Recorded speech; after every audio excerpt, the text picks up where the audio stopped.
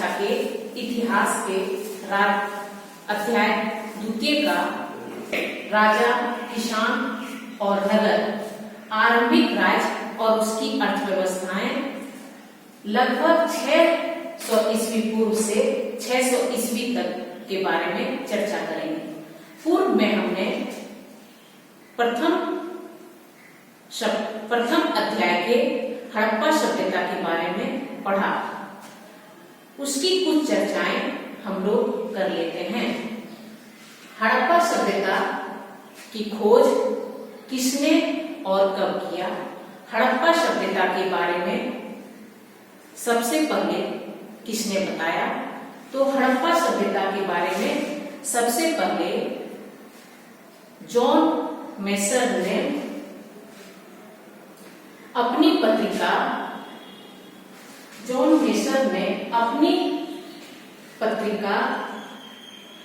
Journey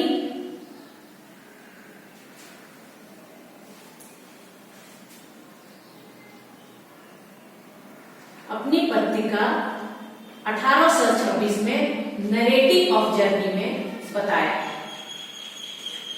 उसके बाद 1856 ईस्वी में बर्टन बंधु ने लाहौर से कराची तक बिछी रही रेलवे लाइन के उत्खनन में ईंटों की पूर्ति उसी स्थान से कर रहे थे।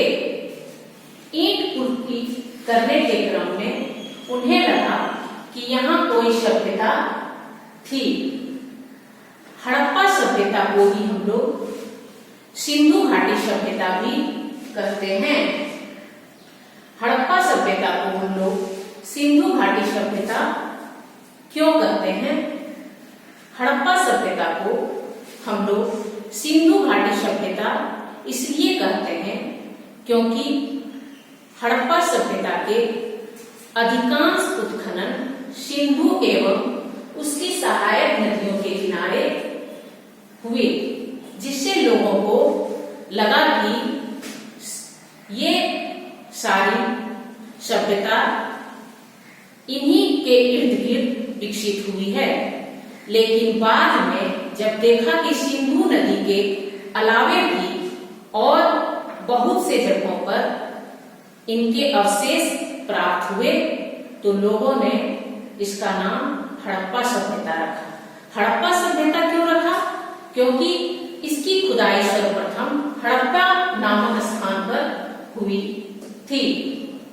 हड़प्पा सभ्यता को हम लोग कांस्य युगीन सभ्यता के नाम से भी जानते हैं। हड़प्पा सभ्यता को कांस्य युगीन सभ्यता इसलिए कहा जाता है क्योंकि इसी समय यहाँ के लोगों ने तांबा एवं टीन मिलाकर कांसे का निर्माण किया। कांसा तांबा धातु से अधिक कठोर होता है, जिससे औजारें और अधिक मजबूत बनी। इसी के कारण इसका नाम कांस्य युगीन सभ्यता भी पड़ गया। एक सवाल और आता है कि हड़प्पा सभ्यता को आज ऐतिहासिक सभ्यता भी क्यों कहा जाता है? तो हम देखेंगे कि हड़प्पा सभ्यता में लेखन कला का विकास हो गया था। वहां के लोग लेखन के बारे में जानते थे, परंतु उनके द्वारा लिखे गए लेख को अब तक पढ़ा नहीं जा सका है, जिसके कारण इसे हम लोग आज ऐतिहासिक सभ्यता भी कहते हैं। अब हम लोग जानेंगे कि हड़प्पा सभ्यता कैसी सभ्यता थी। तो हड़प्पा सभ्यता नगरीय सभ्यता थी। यहाँ के नगर सुनियोजित थे। नगर में पक्के और कच्चे ईंटों के बने मकान थे। नगर के चारों ओर चौड़ी चौड़ी रोडें बिछी हुई थी। चौड़ी रोडें उत्तर से दक्षिण एवं पूरब से पश्चिम की ओर समकोण काटती थी।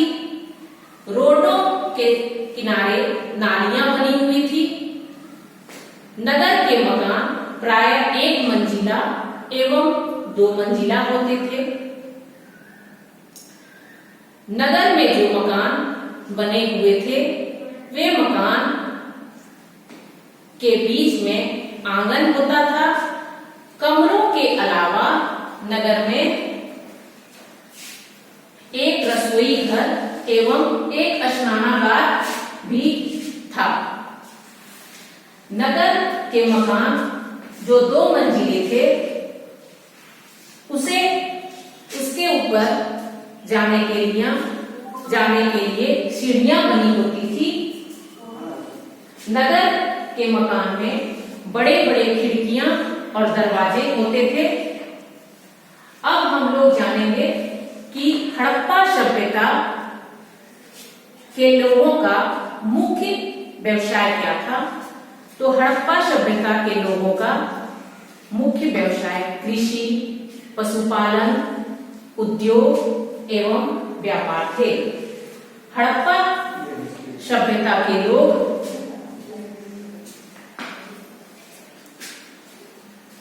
खेती किया करते थे और वह अन्न का उत्पादन अपनी खर्च की क्षमता से अधिक करते थे। हड़प्पा सभ्यता के लोग मुख्यतः जौ एवं गेहूं की बुआई करते थे। इसके अलावा वे सरसों, तिल, मटर इत्यादि की भी खेती किया करते थे। हड़प्पा सभ्यता के लोग पशुपालन भी किया करते थे। हड़प्पा सभ्यता के लोग गाय, बकरी, भेड़, सूअर, घोड़े इत्यादि जानवरों को पालते थे। हड़प्पा सभ्यता के लोग व्यापार भारत के बाहर से भी करते थे। वे मिस्र, अफगानिस्तान, ईरान, इराक आदि देशों से व्यापार किया करते थे। हड़प्पा सभ्यता के लोग व्यापार में वस्तु विनिमय प्रणाली का प्रयोग करते थे। अब सवाल उठता है कि वस्तु विनिमय प्रणाली क्या है। तो वस्तु विनिमय प्रणाली में जिस वस्तु को हम क्रय करते हैं उसके बदले हम वस्तु पैसा न देकर वस्तु ही दिया करते थे। हड़प्पा सभ्यता के लोग सैल खड़ी पत्थर के द्वारा मोहरों का भी निर्माण किया था। हड़प्पा सभ्यता में हम जानेंगे कि कौन कौन से प्रमुख नगर थे। तो हड़प्पा सभ्यता में सबसे प्रमुख नगर हड़प्पा, मोहनजोदड़ो, कालीबंगन, आलमगीरपुर, लोथल थे। अब यह सवाल एक और आता है कि ये जो नगर थे वह किन किन नदियों के किनारे बसे हुए थे। तो सबसे पहले हम जानेंगे कि हड़प्पा जो नगर था वह रावी नदी के तट पर बसा हुआ था। मोहनजोदड़ो नगर सिंधु नदी के तट पर बसा हुआ था। कालीबंगन घग्गर नदी के किनारे बसा हुआ था। लोथल भोगवा नदी के किनारे बसा हुआ था। और आलमगीरपुर जो वह हिंडन नदी के किनारे बसा हुआ था। हड़प्पा सभ्यता के लोग शिव की पूजा किया करते थे, परंतु हड़प्पा सभ्यता में किन्हीं स्थानों से अभी तक किसी प्रकार के मंदिर के साक्ष्य प्राप्त नहीं हुए हैं।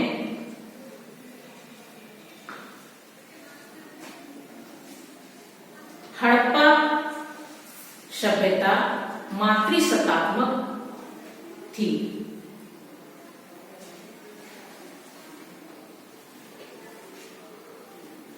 इस तरह के विभिन्न क्वेश्चन हड़प्पा सभ्यता से पूछे जाते हैं। एक सवाल यह भी आता है कि कपास की खेती विश्व में सर्वप्रथम कहाँ की गई? तो कपास की खेती विश्व में सर्वप्रथम हड़प्पा सभ्यता में की गई थी। इसके साक्ष्य हमें हड़प्पा सभ्यता से प्राप्त हुए हैं।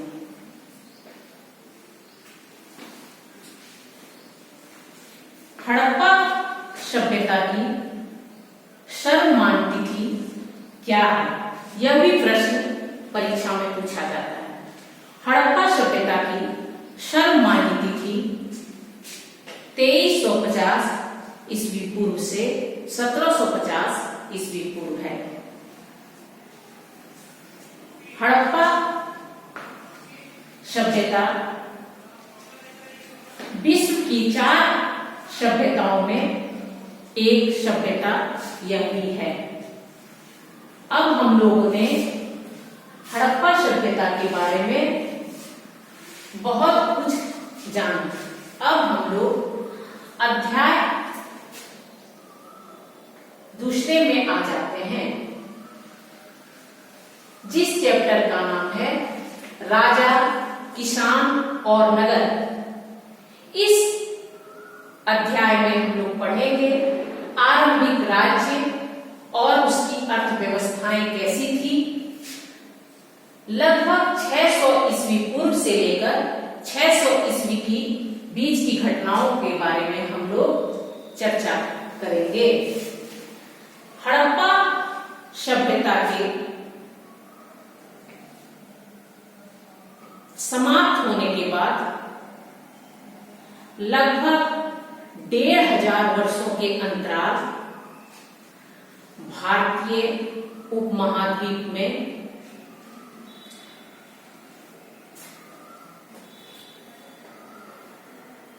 कई प्रकार के विकास हुए। इसी विकास के क्रम में सिंधु नदी एवं उसकी उपनदियों के किनारे रहने वाले लोगों के द्वारा ऋग्वेद को लिखा गया। अब सवाल आता है कि ऋग्वेद क्या है? ऋग्वेद चारों वेदों में सबसे प्राचीन वेद है।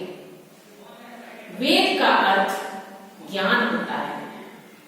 4 वेद में प्रथम ऋग्वेद, दूसरा यजुर्वेद, तीसरा सामवेद और चौथा अथर्ववेद है।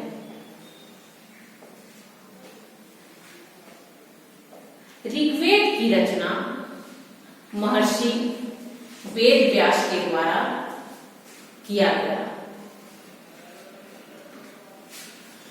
ऋग्वेद में 10 मंडल, 1028 सूक्त, 11,000 मंत्र हैं। ऋग्वेद से ही प्रसिद्ध गायत्री मंत्र को लिया गया है।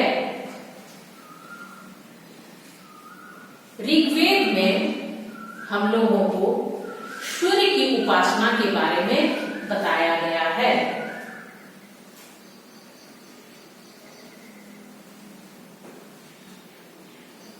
हड़प्पा सभ्यता के विघटन के बाद लगभग 1000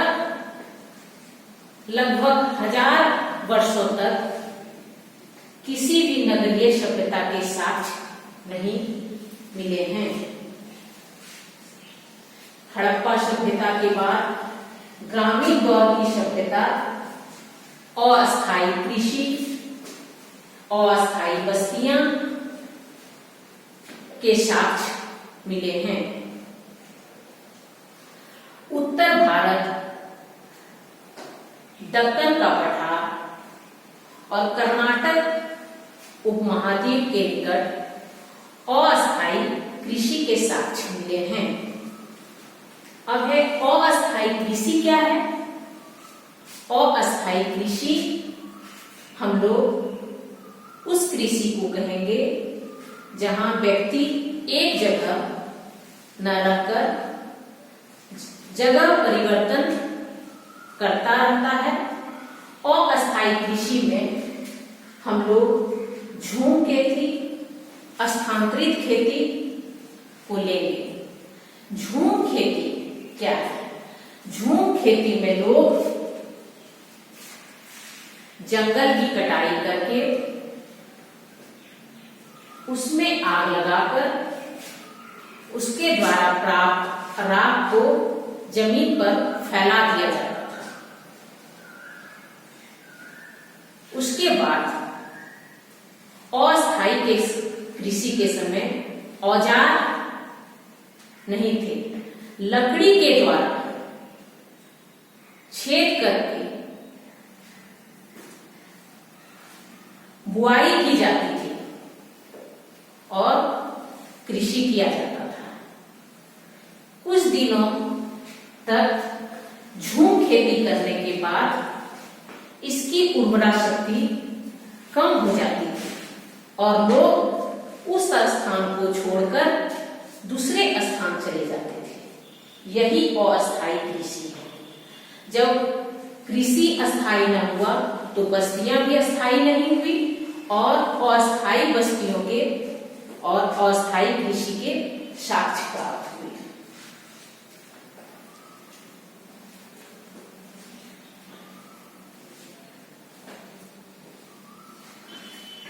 हड़प्पा सभ्यता के विखंडन के बाद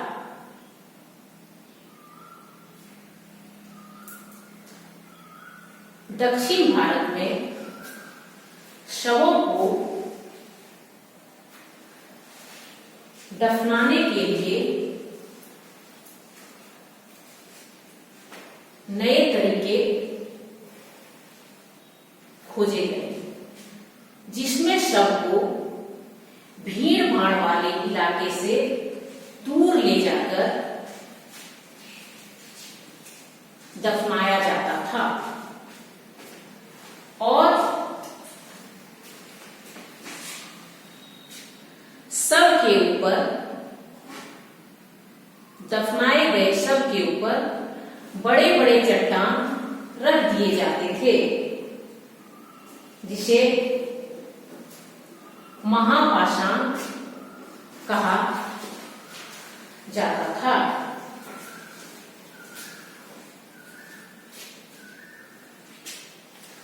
छठी शताब्दी ईसा पूर्व में लोग इस इलाके में रुकना शुरू कर दिए और जब लोग जहां जमा होना शुरू किया उसे जनपद कहा जाने लगा। जनपद, जन का अर्थ लोग होता है एवं पद का अर्थ पांव होता है। मतलब जन यानी लोगों के पांव उस स्थान पर जम गए, उसे ही जनपद कहा जाने लगा। लोग अस्थायी रूप से रहने लगे। वर्तमान में जनपद को जिला कहा जाता है। धीरे धीरे ये जनपद बड़ा होते चले गए और ये महाजनपद में तब्दील हो गए। सिंधु घाटी के बाद लोग अस्थायी खेती एवं अस्थायी बस्तियां बनाई। अब हम लोग आ जाते हैं प्रिंसेप और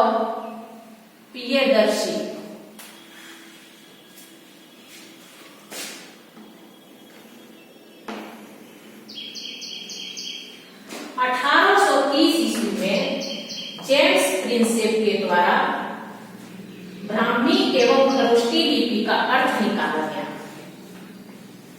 ब्राह्मी लिपि क्या थी, इसके बारे में हम लोग जानेंगे।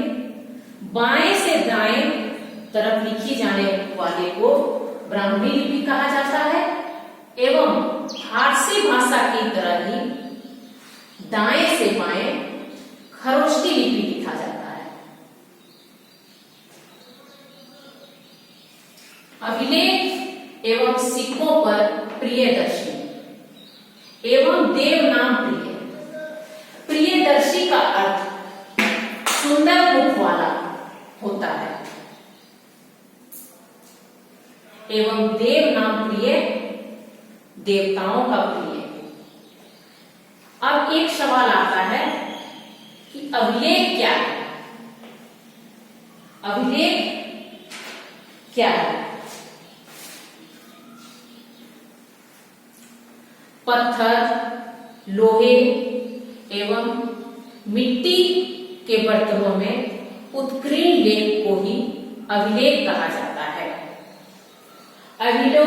अभिलेख के अध्ययन करने वाले को पूरा लेख शास्त्र या एपिग्राफी कहा जाता है। भारत में सर्वप्रथम अभिलेख लिखने की कला अशोक ने प्रचलित किया। अशोक अभिलेखों में जनता को संदेश भेजता था। अभिलेख के शोध से आरंभिक भारत के राजनीतिक इतिहास के अध्ययन को एक नई दिशा मिली।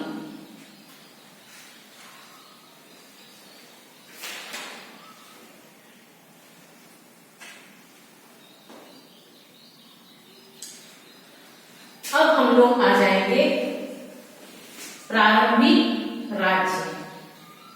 प्रारंभिक राज्य क्या है?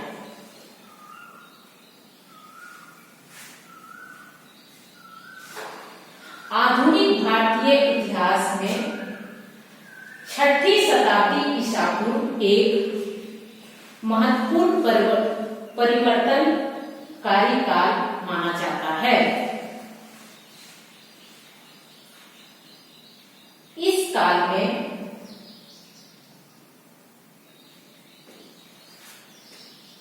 नगरों, लोहे के बढ़ते प्रयोग, सिक्कों के विकास के साथ साथ जोड़ा जाता है।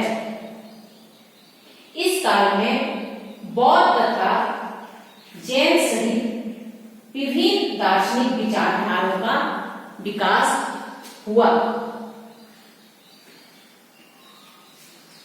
16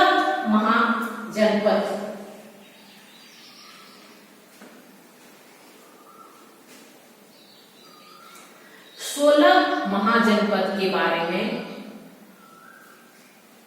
बौद्ध धर्म के अंगुत्तर निकाय एवं जैन धर्म के भगवती सूत्र में चर्चा की गई है।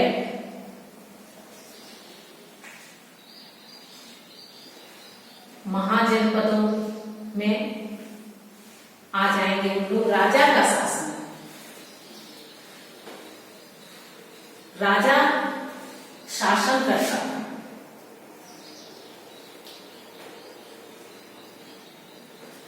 राजा के शासन में राजा शासन करता था और गण और संघ का भी शासन था।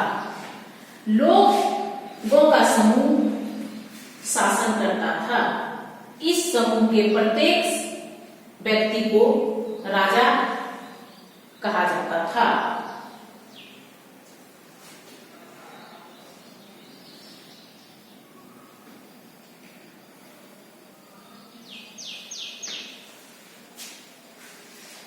भगवान महावीर और भगवान बुद्ध इन्हीं गणों से संबंधित थे।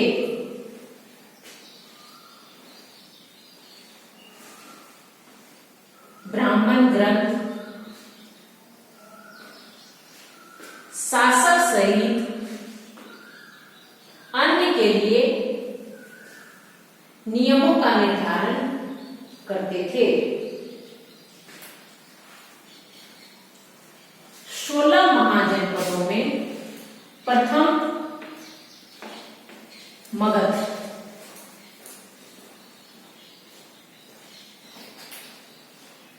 छठी से चौथी ईस्वी पूर्व मगध आज का आधुनिक बिहार सबसे शक्तिशाली महाजनपद बन गया।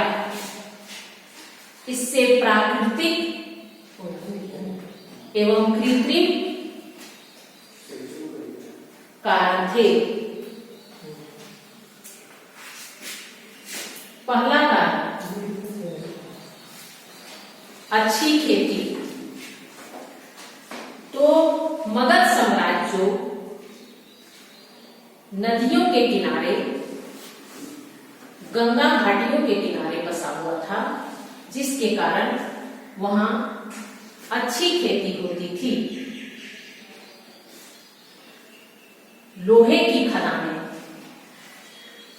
मगध राजवंश में, मगध राज्य में लोहे की खदानें थी। लोहे की खदानें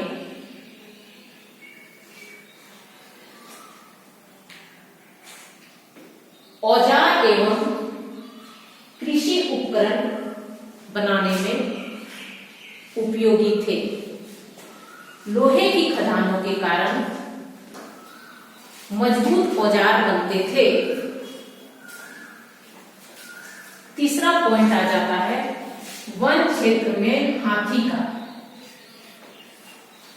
मगध साम्राज्य में वन क्षेत्र भी पर्याप्त थे, जिसके कारण आसानी से हाथी मिल जाते थे।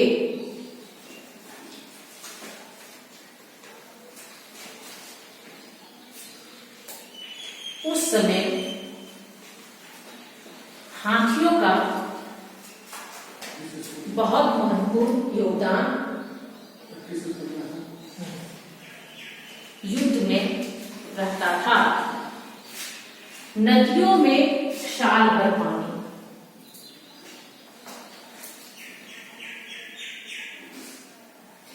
हिमानी नदियों के कारण नदियों में सालों भर पानी रहती थी, जिसके कारण वहां के लोग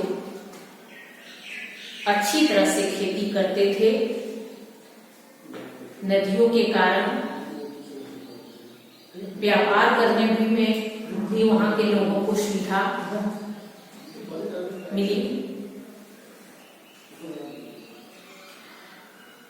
संचार एवं खेती में नदियां बहुत ही उपयोगी थे।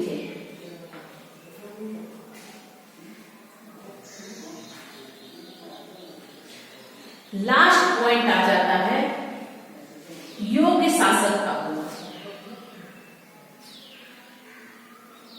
मगध साम्राज्य में बहुत से योग्य शासक थे, जैसे अजातशत्रु, बिंबिसार, चंद्रगुप्त मौर्य, अशोक।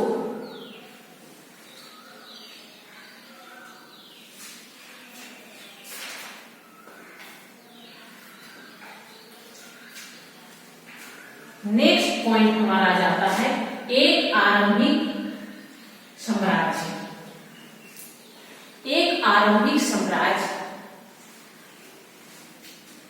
में हम लोग देखेंगे कि चंद्रगुप्त मौर्य वंश के संस्थापक थे।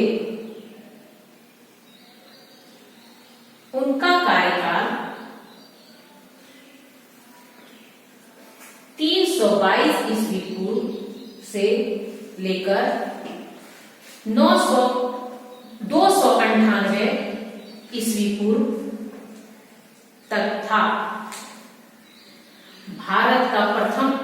साम्राज्य मौर्य साम्राज्य ही था। यह पश्चिमोत्तर में अफगानिस्तान से लेकर बलूचिस्तान तक फैला। बाद में अशोक के पौत्र चंद्रगुप्त मौर्य के पौत्र अशोक ने कलिंग विजय कर इसे अपने राज्य में मिलाया। चंद्रगुप्त मौर्य के पुत्र का नाम बिंदुसार था, जिसका कार्यकाल 298 ईसा पूर्व से 269 ईसा पूर्व था।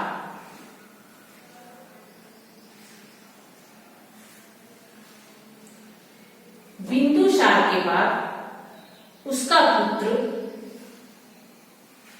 अशोक मगध की राजगद्दी पर बैठा। अशोक का कार्यकाल 269 ईस्वी पूर्व से लेकर 232 ईस्वी पूर्व तक था।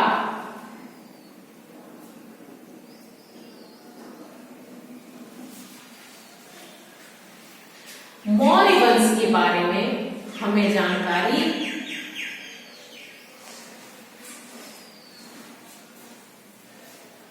चाणक्य की पुस्तक अर्थशास्त्र से मिलता है। चाणक्य के और दो नाम थे, कौटिल्य एवं विष्णुगुप्त।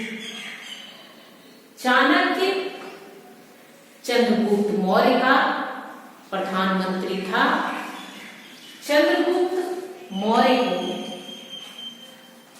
सम्राट बनाने में चाणक्य का बहुत बड़ा योगदान था। बहुत सी जानकारियां अर्थशास्त्र नामक पुस्तक से मिलती है।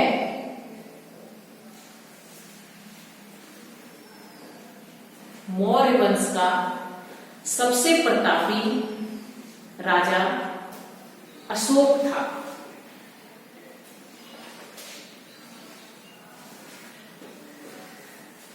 अशोक के अभिलेख एवं शिलालेख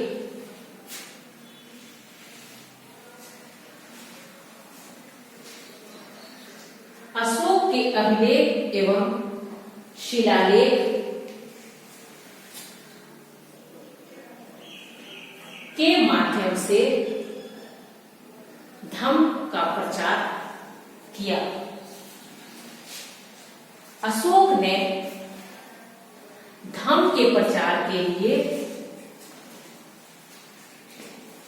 एक व्यक्ति को नियुक्त किया, जो जगह जगह घूमकर धर्म का प्रचार करता था।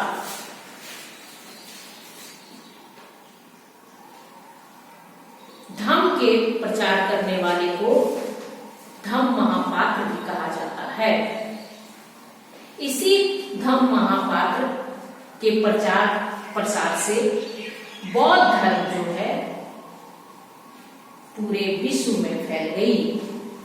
आज चीन, जापान इत्यादि देशों में बौद्ध धर्म का जो प्रचार प्रसार एवं उसकी महत्ता है, वो बौद्ध धर्म के प्रचार प्रसार के कारण है।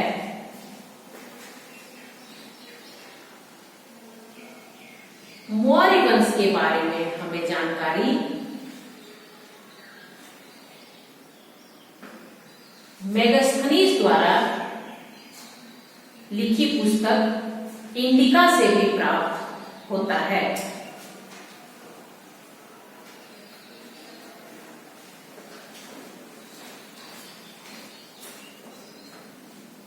मेगास्थनीज सेल्यूकस का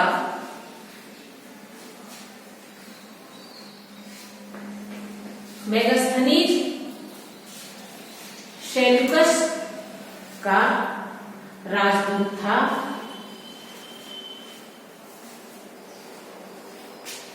उसने अपनी पुस्तक में मौर्य वंश के बारे में विवरण किया। मौर्य वंश के बारे में हमें जैन धर्म की किताबों, बौद्ध धर्म की किताबों, धार्मिक ग्रंथों इत्यादि चीजों में मिलता है। अब हम लोग आ जाएंगे मौर्य साम्राज्य का प्रशासन कैसा था। मौर्य साम्राज्य का प्रशासन बहुत ही उत्तम था।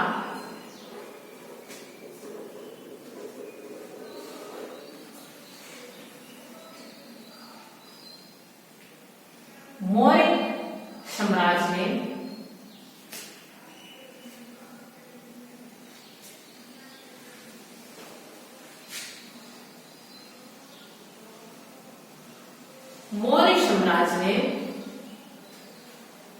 अपनी राजधानी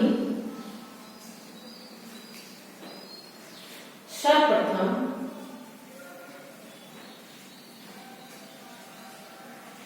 राजगीर को बनाया।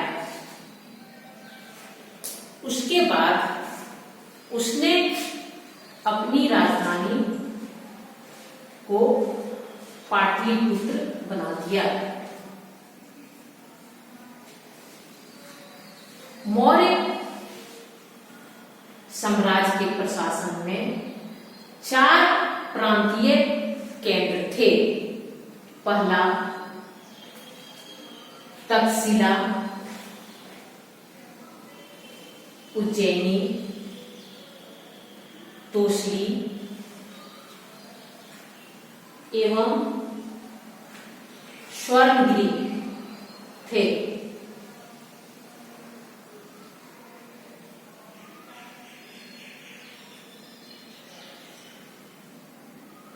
उत्तराखंड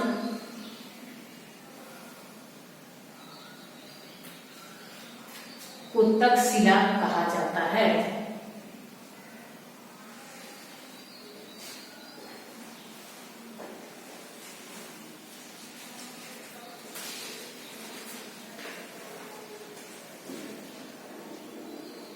मौर्य साम्राज्य के प्रशासन के बारे में मेगास्थनीज ने एक सेना की 6 उप समितियों का वर्णन किया है।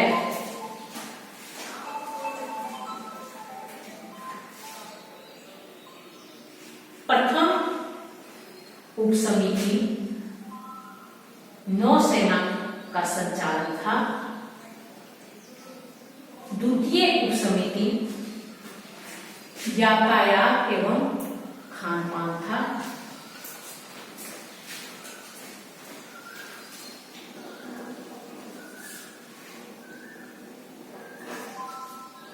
तृतीय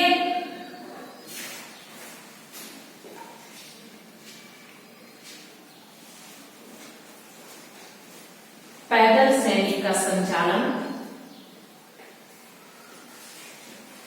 चौथी अश्वारोही का संचालन करती थी। 5वीं रथारोही का संचालन करती थी एवं 6ठी उप समितियां हाथियों का संचालन यानी गज सेना का संचालन करती थी।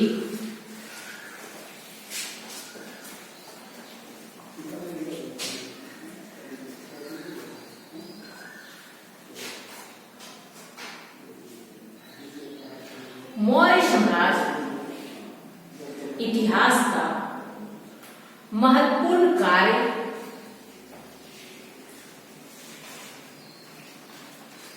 माना जाता है। प्रशस्तर मूर्तियां सहित मौर्यकालीन सभी पुरातत्व एक अद्भुत कला के प्रमाण थे, जो मौर्य साम्राज्य की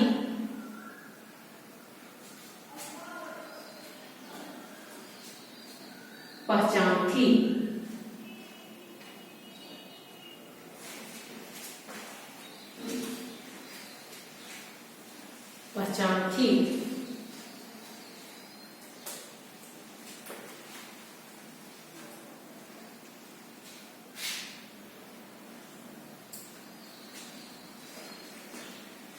अशोक शक्तिशाली एवं परिश्रमी राजा था। वह जनता की सुख सुविधाओं के बारे में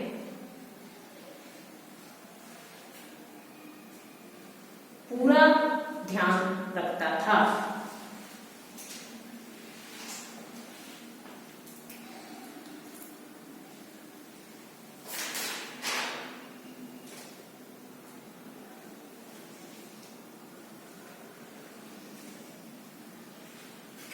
मौर्य साम्राज्य में दक्षिणापंथ, जो आज का कर्नाटक है,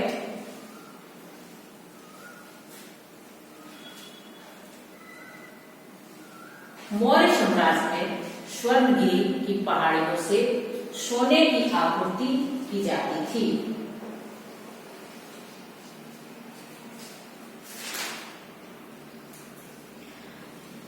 अशोक ने बौद्ध धर्म अपना लिया था, लेकिन कई ब्राह्मण ग्रंथों में उल्लेख है कि अशोक ने बौद्ध धर्म को नहीं अपनाया था।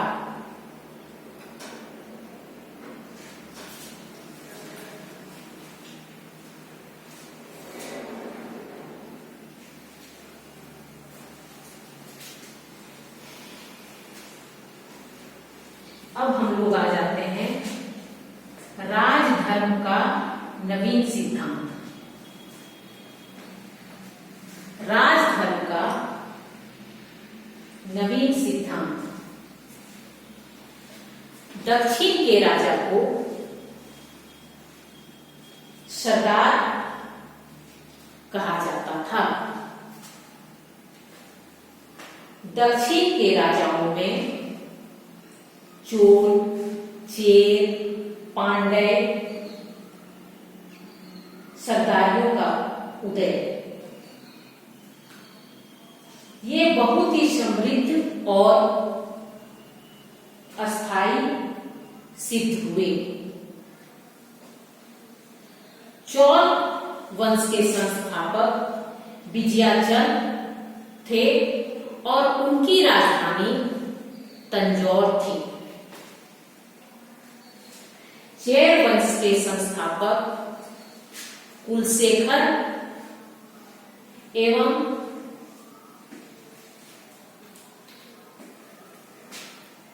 उनकी राजधानी महोदयपुरम था।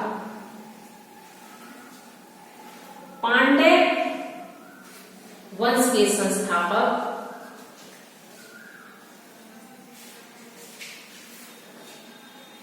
नेडियान थे एवं उनकी राजधानी मथुरा थी।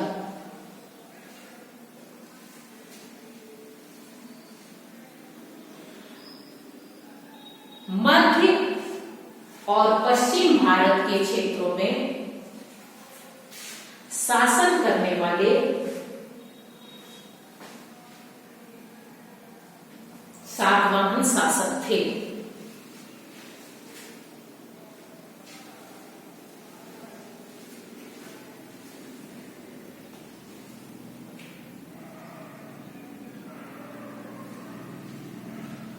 सातवाहन शासक को छोटे सरदार भी कहा जाता था।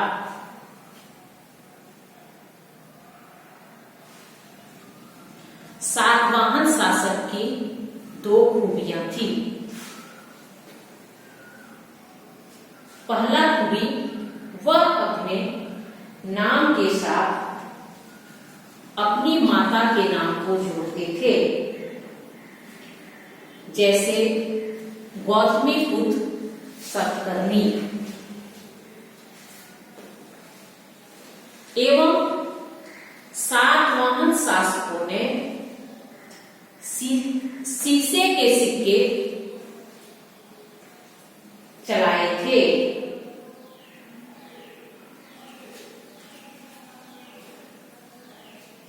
अब आ जाता है देवी राजा कुशाण।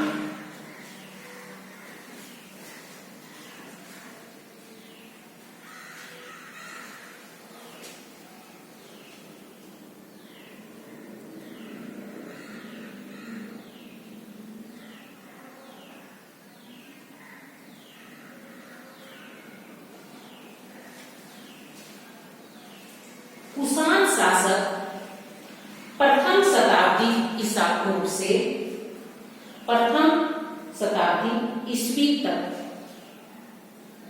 उनका कार्यकाल था। उत्तर प्रदेश में मथुरा के पास माट के एक देवस्थान पर कुषाण शासकों की विशाल काय मूर्ति लगाई गई थी। अफगानिस्तान के एक देवस्थान पर भी उसी प्रकार की मूर्तियां लगाई गई थी।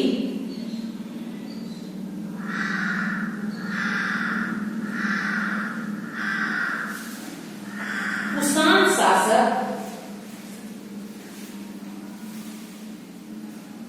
राजा को शासन करने के लिए दो चीजों का होना उसमें बहुत जरूरी होता है। प्रथम, वह शक्तिशाली हो और लोग उनसे डरें, लेकिन जिससे डरते हैं उसका साम्राज्य ज्यादा दिनों तक नहीं टिकता है और बाद में विद्रोह वहां की जनता कर देती है। कुषाण शासक अपने आप को राजा कुषाण शासक अपने आप को देवताओं के साथ जोड़ देते थे। देवताओं के नाम उनके नाम से जुड़ने के कारण लोग उनका या जनता उनका विद्रोह नहीं करती थी। भरसक कुषाण शासकों ने अपने नाम के साथ देव नाम इसलिए जोड़ा क्योंकि देवपुत्र लिखना उन्होंने चीनी शासकों से प्रभावित होकर सीखा।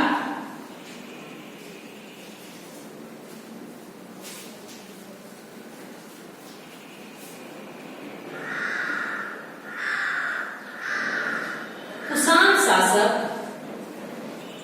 अपने नाम के आगे देवपुत्र की उपाधि लगाते थे।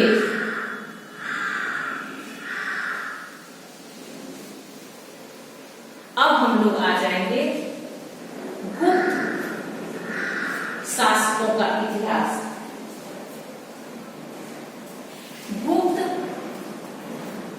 शासक को भारतीय इतिहास में स्वर्णिम युग कहा जाता है। गुप्त साम्राज्य के शासनकाल को स्वर्णिम युग कहा जाता है। इसी साम्राज्य के समय सबसे अधिक सोने के सिक्के बने। अब हम लोग इस अध्याय राजा, किसान और नगर अध्याय में बहुत कुछ जान चुके हैं। तो हम लोग इसमें सबसे पहले देखेंगे इस अध्याय में कौन कौन से सवाल बनते हैं। तो पहला सवाल है कि अशोक द्वारा लिखाए गए अभिलेख को सर्वप्रथम किसने पढ़ा?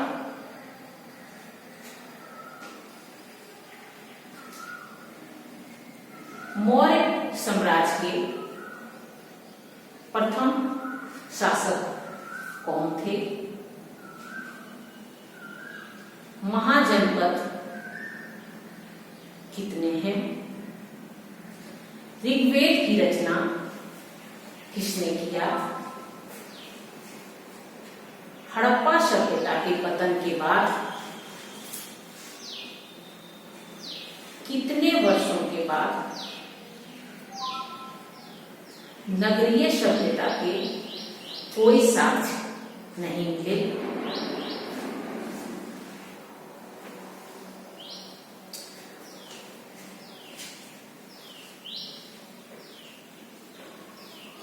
चंद्रगुप्त मौर्य का कार्यकाल कब से कब तक का था? सम्राट अशोक ने कलिंग पर विजय कब प्राप्त की?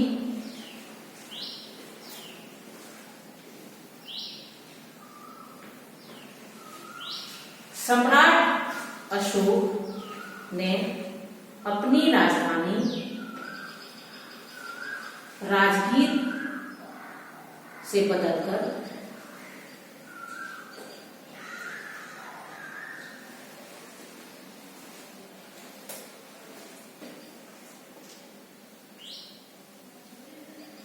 मौर्य साम्राज्य के संस्थापक कौन थे?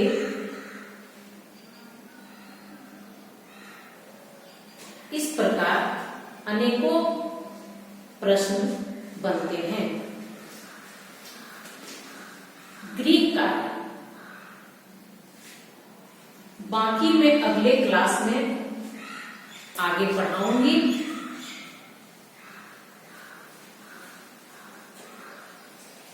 ग्रीक काल में आगे के चीजों को अध्ययन करके आना है। राजा, किसान और नगर। धन्यवाद।